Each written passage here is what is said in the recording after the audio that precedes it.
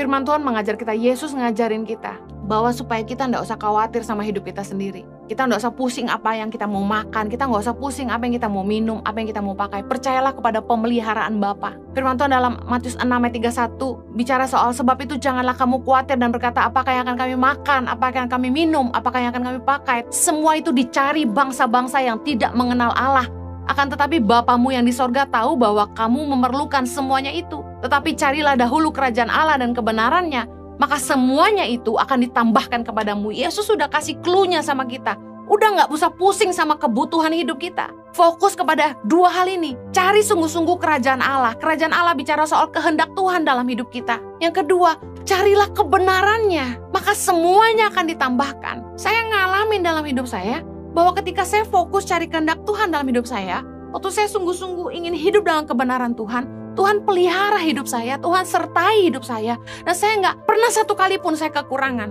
Saya lihat bagaimana Tuhan sediakan secara luar biasa. Jadi ketika fokus kita adalah kepada dunia, kita akan kehilangan fokus kita kepada hal-hal ilahi yang Tuhan sediakan bagi kita. Tapi ketika kita fokus kepada Tuhan, apa yang Tuhan mau buat hidup kita, kita kerjakan semuanya dalam kebenaran, kita akan lihat pemeliharaan Tuhan itu luar biasa. Ukuran kedekatan dan kedewasaan dalam hubungan adalah nilai kepercayaan. Ketika kita sudah mencapai sebuah kedewasaan dalam hubungan, kita sudah sangat dekat dengan seseorang, akan terbangun yang namanya nilai kepercayaan. Anak saya nggak perlu takut saya nggak kasih mereka makan. Ada sebuah nilai kepercayaan yang nggak perlu terus-menerus dibicarakan. Mereka yakin mamanya sayang mereka, mamanya akan siapkan yang mereka butuhkan. Bahkan sebelum mereka minta, saya sudah siapkan. Tapi kalau kita masih sering khawatir, berarti kita belum benar-benar mengenal Tuhan. Berarti iman kita belum benar-benar bertumbuh di dalam Tuhan.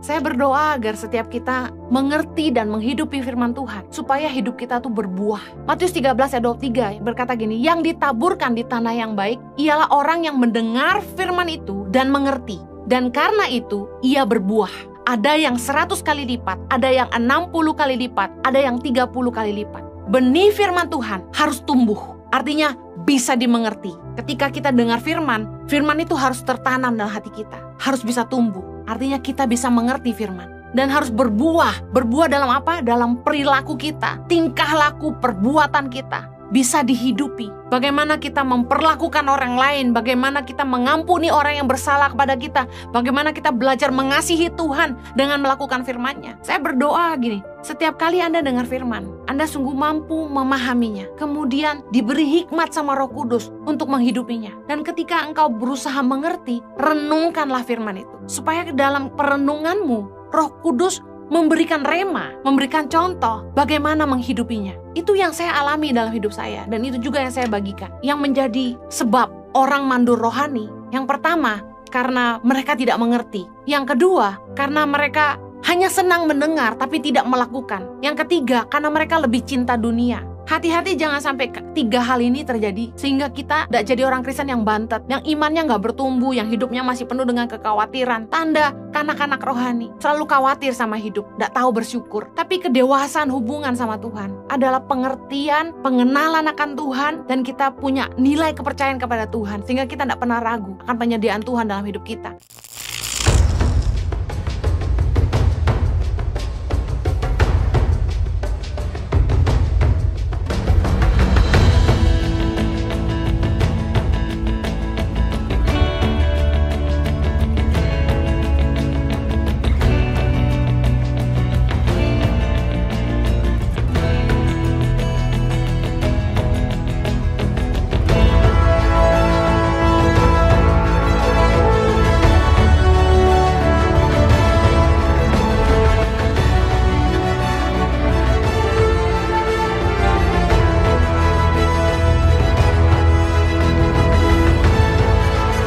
Cerita anak pedalaman dalam meraih mimpi dan mengejar cita-cita bersama Tangan Pengharapan.